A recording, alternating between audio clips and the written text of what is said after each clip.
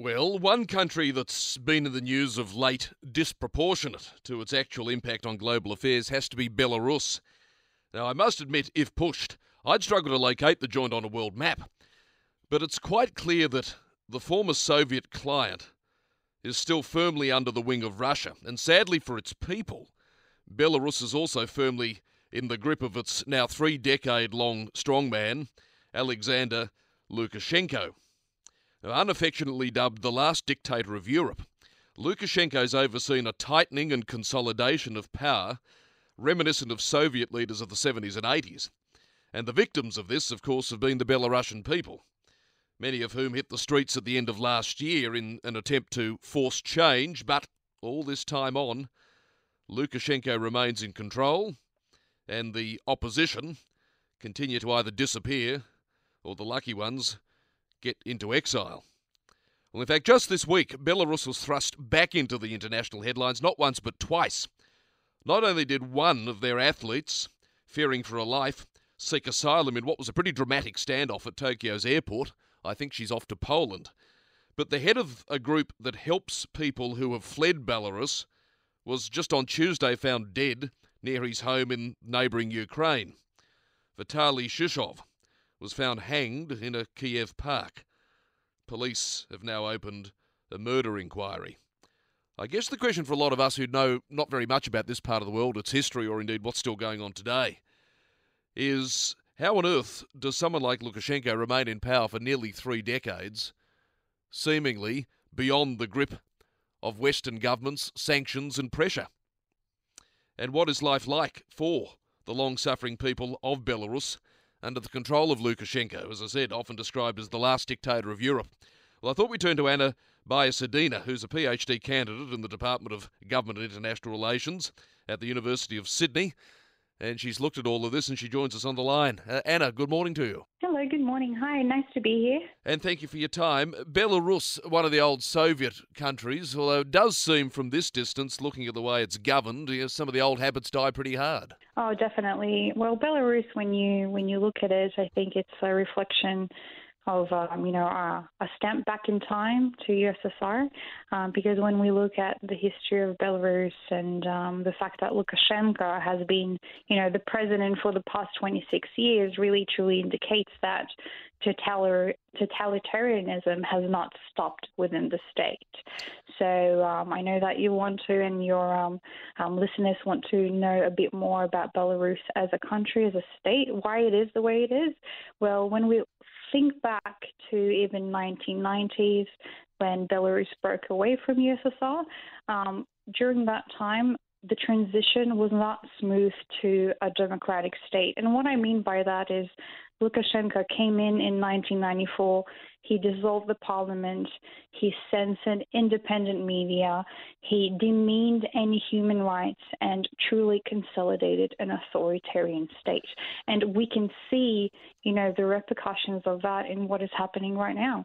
We've seen that even besides Kristina Timanovskaya, who's, being hunted for by the Belarusian states as an Olympian. We've also seen that through the case of Vitaly Shishov, who was killed mysteriously in Kiev.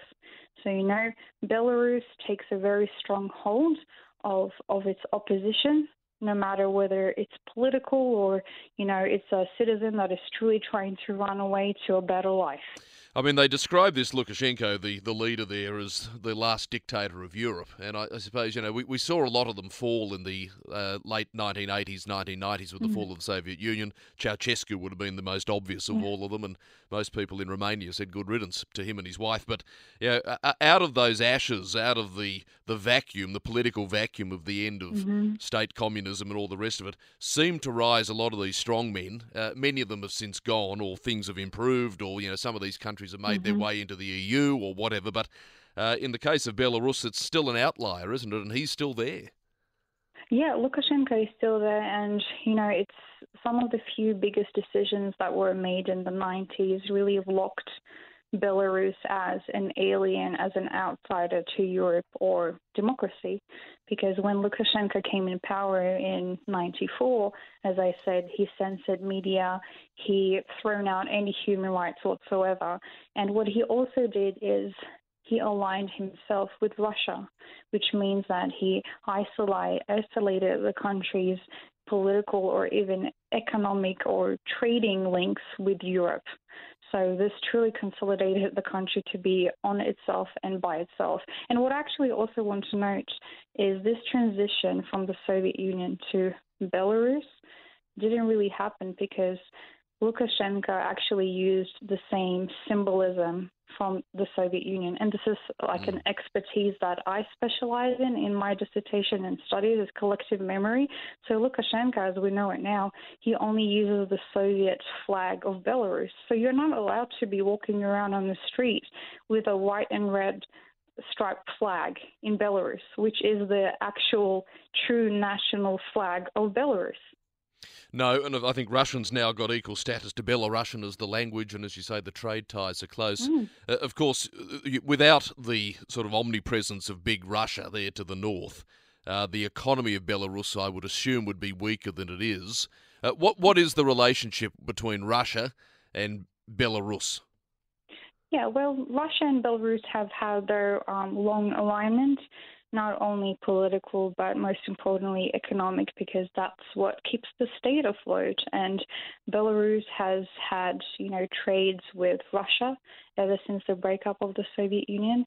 And the very fact that it has isolated itself with the alignment of Russia in economics and trade, it meant that it isolated itself from Europe. So we see this continuous economic tie being strengthened throughout these years, and also a political link. This is not a secret.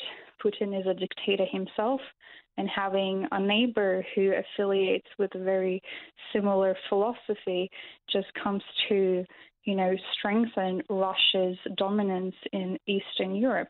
And in a way, coming back to the good old Soviet times, if I may say that. Yeah, it seems to be that way, doesn't it? The relationship's sort of symbiotic between the two. They both get something out of it. But, of course, a country is more than just its political leadership, even if it's a strong man. For an average person of Belarusian extraction, and I mean, most of us wouldn't be able to pinpoint it on the map, let alone tell people anything else about the joint. What is life in Belarus like? I mean, what are the cultural traits? What are the main foods? What do people do? What's the history? Yeah, well, the history of Belarus, I mean, when we think of Belarus, majority of its history has been infiltrated by an understanding of a Soviet identity. So when you do come to Belarus, and I've been only there once, it is truly, capturing, because it feels like you're going back in time. If we're thinking about the job sector, a lot of people are jobless in reality. If we think about education, if we think about media, everything is controlled by the state. So factually, you're stepping into a country which dictates every move you make, and you are not allowed to speak against the government, because as we've seen from time and time again, you're going to be locked away, and God knows what's going to happen to you. Sort of disappeared, aren't you?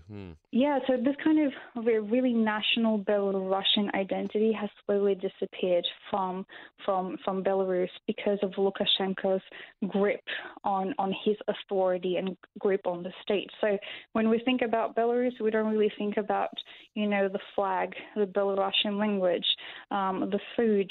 We don't think about that, and it has been tamed by this totalitarianism. It's a great tragedy. Before you go, there would be a number of people saying, well, look, I mean, the West can always exercise economic sanctions against anybody. They're not always effective, but nonetheless you can give it a go. How does Belarus stay afloat economically? Have they got oil? I mean, what have they got that allows them to at least continue as a sovereign state, not, it seems, succumbing to any international pressure? Well, it has Russia. That's a very simple answer to that. It could easily get gas from Russia, it can get oil from Russia, and this is where it kind of ends. Very similar. You might even make a comparison with, North Korea and China. How North Korea keeps afloat as, as an alienated state because it has a neighbor that economically supports it. And this is the case of Belarus. Belarus has been supported economically by Russia because it's, at the end of the day, if you think about it in a political way, it is in the favor of Russia to have Belarus as its neighbor and align it politically to its vision, because Russia has made many steps to pursue a dominion over Eastern Europe and Europe itself. And I suppose from the Russian point of view, because people will be saying, well, what's in it for Russia?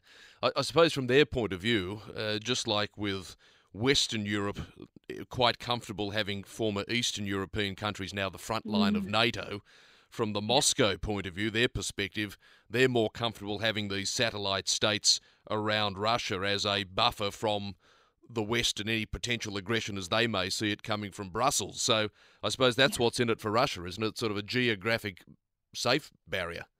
Yeah, it's all geopolitical, Russia already has engulfed, Belarus with its own support, political and economical, and then we see a lot of that happening currently in Ukraine, because Ukraine at the moment is having a war with Russia, and we see Russia doing this attempt of balancing this balance of power against, as you said, this aggression either from NATO or the EU, because Russia wants to be the big guy, the big guy in the neighborhood. Yes, well, it does sadly seem, doesn't it, this is going to be an ongoing difficult period for the good people of Belarus. Anna, for your time and your analysis, thank you so much. Thank you for having me. Thank you. That's my pleasure. Anna Biasadina there, as I said, from the University of Sydney.